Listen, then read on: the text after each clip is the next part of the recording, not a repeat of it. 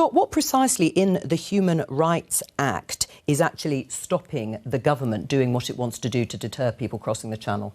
Well, for example, Article 8 expresses a right to private and family life. And what we have seen is asylum seekers, quote, they have a cat or a dog at home, and that constitutes their family life. And as a consequence of this, their removal from this country should be halted. Theresa May, when she was Prime Minister, highlighted this many years ago. I'll come on to that in a second. But the fundamentals of the case were correct. But let's just take what you've said at face value. How would that deter people making that dangerous crossing? Well, because at the moment we're a soft touch. If the UK wasn't a notorious soft touch for illegal immigrants, people would not come here. What precisely in the Human Rights Act is it that you object to and that makes us a soft touch? Well, I'm talking more broadly about our asylum and immigration approach. At the moment, we're a soft touch. People know if they turn up to the UK, their process of asylum will take years to determine. They'll be put up in hotels and ultimately they won't be removed. And I'm afraid unless we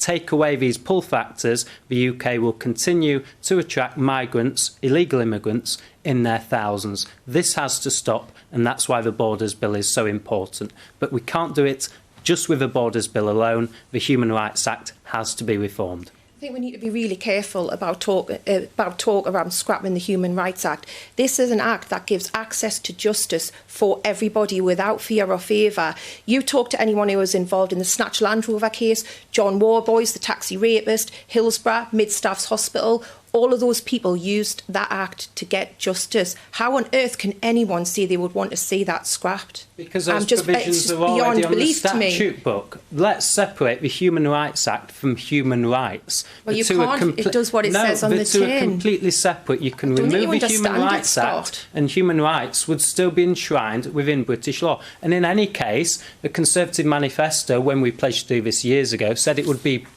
replaced by a British Bill of Rights. It's a standard from the Tories. Any time they don't like a piece of legislation, I know what, let's scrap it. Let's get rid of it. If people have access to justice, let's make sure they can't and we'll get rid of it. This is pretty standard from you, isn't it? The Human Rights Act allows foreign national offenders to stay in this country, supported by Labour MPs who don't want rapists and murderers deported. Scott, that's the problem with the Human Rights Act. But it's your MPs who lobby the government for these foreign national offenders to stay in the UK. Emma, to you, are you saying that you should never change legislation, that it should always stay on the statute book in its existing form?